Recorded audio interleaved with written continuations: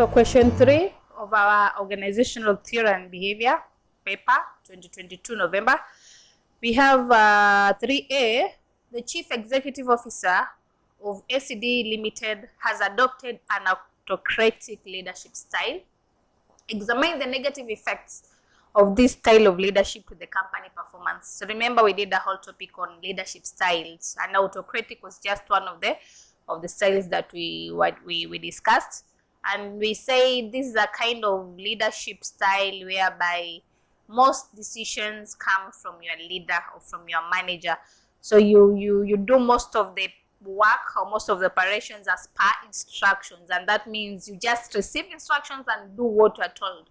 There's not even room for you to counter or maybe to clarify or maybe to give suggestion and so on. It's only the leader or it's only the manager who has a say to tell you do this, and you do it without complaint. So what are some of the negative effects of such kind of a leadership style? Number one, it creates a high pressure working environment. Remember, because you have no space to clarify, maybe there's something you need to clarify, there's a suggestion you need to give, because you feel once you do it that way, it's going to be better. But now this style of leadership does not allow such kind of an operation to take place. So it will give you a high pressure working environment, which is not so good for the employees. Sometimes you do just because you are doing it, but you are so sure that when I do it this way, it could be good, but there's no way you can basically air out your suggestion or even air out your view or opinion in case you have one.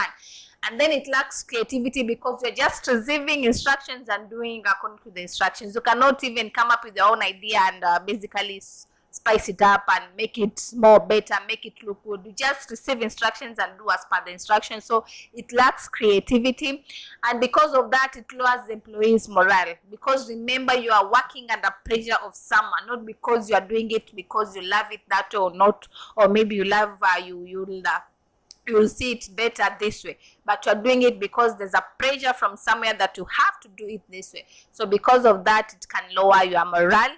And then it also discourages the culture of feedback, because the kind of leadership style itself basically does not allow even feedback, does not allow its clarification, just you taking orders from above, taking instructions from above and do as per expected. So it discourages the culture of feedback.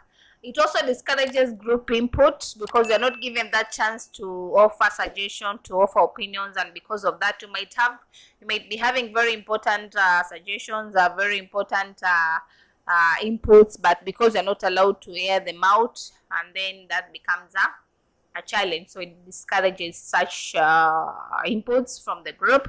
And then autocratic leaders increase stress and lower satisfaction, because you are doing things as per how they want, not as per how you see them to be correct. So that can lower your stress, that can lower your satisfaction as far as job satisfaction is concerned, and increase your stress level. And you've seen from the above or from the previous question, we say that stress can have so many negative impacts towards the organization. So this kind of leadership style can as well contribute to stress of the workers. And then it can increase to employees turnover. Remember, if you're stressed, sometimes you might be frustrated to a point that it reaches a day you're supposed to go to work and you say, no, let me just take a rest, because when I go to work, frustrations, harassment, stress, and then basically it shuts you off. So sometimes it can bring about employee turnover.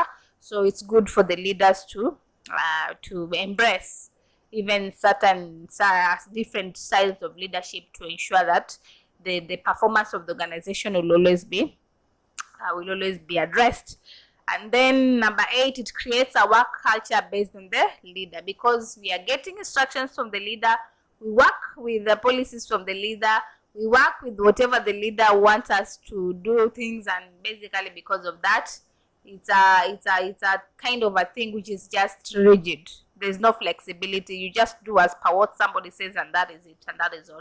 So those are some of the negative effects of this kind of a leadership style, which is autocratic style of leadership.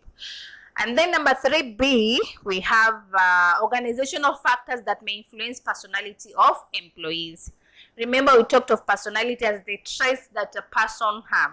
We checked at some of the factors that affect your personality,